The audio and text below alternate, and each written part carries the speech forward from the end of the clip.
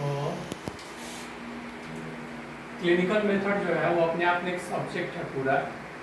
तो clinical method पढ़ने का बारीक कब आता है, जब हमें पता हो नॉर्मल फिजियोलॉजी कि शरीर की नॉर्मल जो कार्य प्रणाली है वो कैसे चल रही है। जब हमें फिजियोलॉजी पता हो, हमें एनाटॉमी पता हो कि शरीर की बनावट और संरचना कैसी है, उसके बाद शरीर की बायोमॉलिक्यूल्स से मिल के बना है, तो इसका मतलब हमें बायोकेमिस्ट्री पता होनी चाहिए। जब ये तीन चीज़ें नॉर्मल ढंग से कैसे बना है शरीर, उसका कार्य प्रणाली और उसका सूक्ष्म बनावट हमको पता है, तब उसके ऊपर हम पढ़ते हैं कि बीमारी किस तरीके से होता है, जिसे हम पैथोलॉजी के अंदर पढ़ते हैं। और कौन से माइक्रो ऑर्गेनिज्म बीमारी करते हैं, जिसे हम लोग माइक्रोबायोलॉजी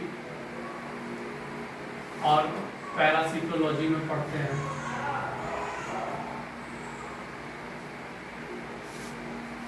उसके बाद कौन कौन सी दवाइयाँ बीमारी में मदद कर पाती हैं, उसे हम लोग फार्माकोलॉजी में पढ़ते हैं, दवाइयाँ कैसे काम करती हैं। इतना ज्ञान होने के बाद तब नंबर आता है क्लिनिकल मेथड का। आपको नॉर्मल फिजियोलॉजी, एनाटॉमी, बायोकेमिस्ट्री पता है, तो और उसके बाद पैथोलॉजी, माइक्रोबायोलॉजी, पैरासिटोलॉजी और फार्माकोलॉजी पता है। इसके बेस पे हम लोग क्लिनिकल मेथड पढ़ते हैं। क्लिनिकल मेथड में क्या क्या पढ़ना होता है? क्लिनिकल मेथड में सबसे पहला चीज़ है, 3 पार्ट है क्लिनिकल मेथड का: हिस्ट्री टेकिंग, क्लिनिकल एग्जामिनेशन और तीसरा पार्ट है हमारा लैब टेस्ट या रेडियोलॉजिकल स्टडी। तो फर्स्ट पार्ट में हिस्ट्री टेकिंग के अंदर हम लोग सबसे पहले जो पेशेंट आया उसका name, age, sex, occupation, marital status, address, ये सब कुछ हम लोग उसका जानते हैं। इन सब का अपना महत्व है, क्यों जानना चाहिए।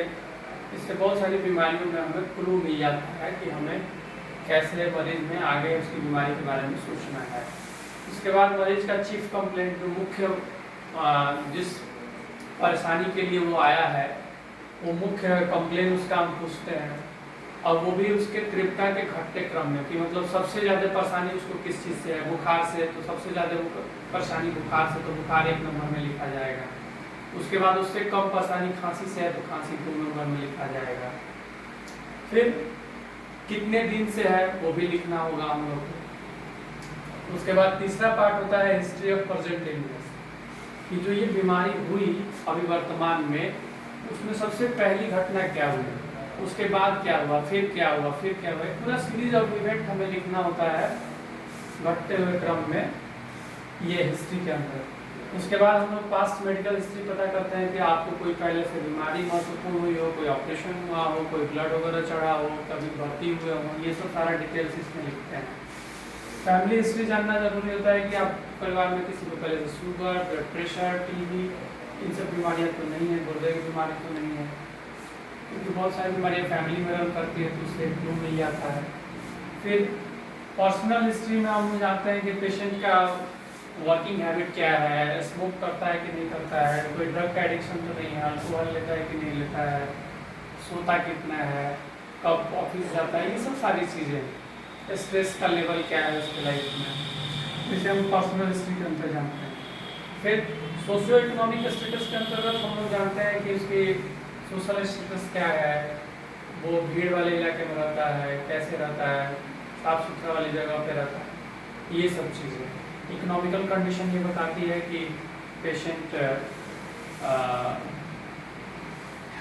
जैसे पुअर इकोनॉमिकल कंडीशन वाले पेशेंट्स में इन्फेक्टिव बीमारियाँ होने का और कुपोषित होने का चांसेस ज़्यादा होता है। हाई इकोनॉमिकल स्टेटस वाले लोगों में प्रोटीन एनर्जी मालन्यूट्रिशन, एनीमिया, ये सब चीज़ें कॉमन होती हैं। और डायबिटीज़, हाइपरटेंशन, ये सब जितने भी मेटाबॉलिक डिसऑर्डर्स हैं वो कॉमन होती हैं, जबकि पुअर इकोनॉमिक कंडीशंस वाले पेशेंट में इन्फेक्टिव डिसऑर्डर्स ज़्यादा कॉमन होते हैं। उसके बाद अगर फीमेल है तो उसका ग्रेविटा कितना है, कितनी बार बच्चा जना उसमें, और कितने उसमें से बच्चे लाइव हैं ये हम जानते हैं, और उसका मासिक लास्ट कब आया था ये हम जानते हैं। इस तरीके से ये हिस्ट्री हम लेते हैं। फिर एक बार जब हिस्ट्री का पार्ट कंप्लीट हो जाता है पेशेंट का, तो हम लोग क्लिनिकल एग्जामिनेशन पार्ट में आते हैं। और क्लिनिकल एग्जामिनेशन पार्ट में दो चीज़ें हो जाती हैं। एक तो जनरल एग्जामिनेशन हो गया, पूरे शरीर का आपने जनरलाइज एग्जामिनेशन कर लिया, और दूसरा सिस्टम वाइज एग्जामिनेशन। तो जनरलाइज इन्फेक्शन एग्जामिनेशन में हम लोग ऊपर से देखते हैं उसका बच्चा है तो फोंटानेल, एंटीरियर फोंटानेल, पोस्टीरियर फोंटानेल कैसा है, फंसा है, उठा हुआ है। आँखों में देखते हैं पैलर है कि नहीं है, पीलिया है कि नहीं है, टेरस। उसके अलावा कान देखेंगे, कान में कोई दिक्कत तो नहीं है। फिर नाक का एग्जामिनेशन करेंगे, ओरल कैविटी का एग्जामिनेशन करेंगे, टॉन्सिल्स को देखेंगे, इधर के लिम्फ नोड चेक करेंगे उसका, फिर सर्वाइकल लिम्फ नोड्स और ये सुप्राक्लेविकुलर और इंफ्राक्लेविकुलर लिम्फ नोड्स चेक करेंगे। फिर एक्सिलरी लिम्फ नोड, बगल के जो गांठें हैं उनको चेक करेंगे। फिर इंगाइनल लिम्फ नोड, और नेल्स को चेक करेंगे, नेल्स में क्लबिंग तो नहीं है। क्लबिंग का सबसे आसान तरीका है, नाखून मिला दीजिए, बीच में जो खिड़की है ये रहनी चाहिए। अगर खिड़की नहीं है तो इसका मतलब पेशेंट को क्लबिंग है। और साइनोसिस होगा तो नाखून क्या होगा, नीला पड़ जाएगा। तो ये सब जनरल एग्जामिनेशन में हम लोग पढ़ते हैं। सिस्टमिक एग्जामिनेशन में अलग अलग सिस्टम के हिसाब से, रेस्पिरेटरी सिस्टम में हम लोग देखते हैं कि बायलेटरल एयर एंट्री है कि नहीं है, कोई एडिशनल साउंड है तो कौन सा एडिशनल साउंड है। वैसे ही कार्डियोवास्कुलर साउंड में हम लोग नॉर्मल हार्ट साउंड सुनते हैं, उसके साथ कोई एडिशनल मर्मर है तो उसको देखते हैं। गैस्ट्रोइंटेस्टाइनल ट्रैक्ट के एग्जामिनेशन में हम लोग एब्डोमेन पाल्पेट करके लीवर, स्प्लीन, गुर्दा का कंडीशन, और बाकी पेट सॉफ्ट है, हार्ड है, बॉल साउंड है कि नहीं है, ये सब चीज़ें चेक करते हैं। ऐसे ही सेंट्रल नर्वस सिस्टम के लिए हम लोग देखते हैं कि पेशेंट कॉन्शियस है, उसके हाथों पैरों में पावर है कि नहीं बराबर, झंझनाहट तो नहीं, ये सब चीज़ें देखते हैं। तो इस प्रकार पूरा सिस्टमिक एग्जामिनेशन हम करके हिस्ट्री के आधार पे हमें लगता है कि, अब मान लीजिए पेशेंट में हिस्ट्री के आधार पे कहा कि उसे कफ है, तो हम जनरल एग्जामिनेशन करेंगे और रेस्पिरेटरी सिस्टम का एग्जामिनेशन डिटेल में करेंगे। ऐसे ही पेशेंट ने कहा कि उसको बर्निंग मेंस्ट्रुएशन है, तो हिस्ट्री के आधार पर अगर बर्निंग मेंस्ट्रुएशन है तो हम पहले जनरलाइज एग्जामिनेशन करेंगे और फिर यूरिनरी ट्रैक्ट का डिटेल एग्जामिनेशन करेंगे। इस तरीके से जिस सिस्टम के हिसाब से पेशेंट अपना लक्षण बताता है, तो पहले जनरल एग्जामिनेशन और फिर सिस्टमिक एग्जामिनेशन डिटेल में करके, और तब हम एक डिफरेंस प्रोविजनल डायग्नोसिस पे पहुंचते हैं कि क्या बीमारी, इसको कौन कौन सी बीमारियां नज़दीकी हो सकती हैं। जैसे एक पेशेंट आया, उसने कहा कि भैया हमको बुखार के साथ खांसी है और 1 हफ्ते से है, बलगम आ रहा है, दम फूल रहा है। तो अब हिस्ट्री के आधार पे हमने एग्जामिन किया पेशेंट को। एग्जामिनेशन में हमें मिला कि हाँ उसका सांस का रफ्तार जो है बढ़ा हुआ है, मूड जो है वो कम है पैलर, और ये एंटीरियर फोंटानेल घुसा हुआ है, उसका बच्चा है, और सांस का रफ्तार तेज है। हमने, और इसके आधार पे हमने उसका सिस्टमिक एग्जामिनेशन किया रेस्पिरेटरी सिस्टम का, तो पता चला कि एक साइड में हवा जा रहा है और एक साइड में हवा नहीं जा रहा है। तो इसके आधार पे हमने एक डायग्नोसिस बनाई कि ऐसा किन किन कंडीशंस में हो सकता है भाई, कि बुखार हो, खांसी हो और बलगम आ रहा है, सांस का रफ्तार तेज है, 1 हफ्ता से है, तो कौन कौन सी ऐसी बीमारियां हो सकती हैं जिसमें ये चीज़ें होंगी। तो सबसे पहले निमोनिया,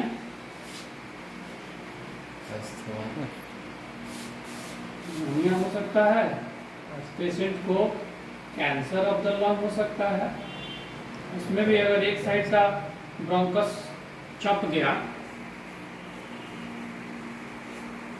मान लो यहीं पे ट्यूमर है, तो इधर एयर एंट्री नहीं मिलेगी। यहाँ का निमोनिया है तब भी एयर एंट्री इधर नहीं होगा। यहाँ कोई फॉरेन बॉडी जाके फंस गया, कोई छिलका, कोई मटर का दाना, तो भी एयर एंट्री इधर क्या होगा, तो फॉरेन बॉडी हो सकता है। इधर पानी भर गया हो पूरे झिल्ली में, तो हाइड्रोथोरेक्स, इधर हवा भर गया हो पूरे झिल्ली में, निमोथोरेक्स। तो अब हमारे पास 5 ठो डिफरेंशियल डायग्नोसिस हो गया। इन 5 में से कुछ ना कुछ इसको है। तो अब हम कंफर्मेशन के लिए कहाँ जाएंगे भैया?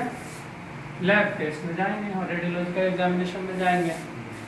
लैब टेस्ट में हमने इसका सीबीसी करा लिया, एक सीआरपी करा ली है और एक एक्सरे करा लिया।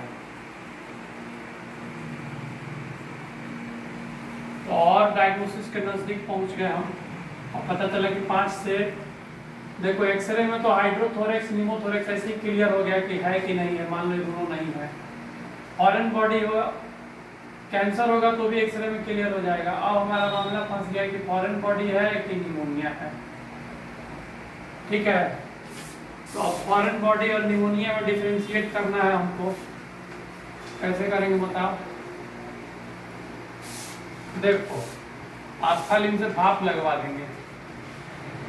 अगर फॉरेन बॉडी होगा तो खुलेगा नहीं और इसमें खुल जाएगा।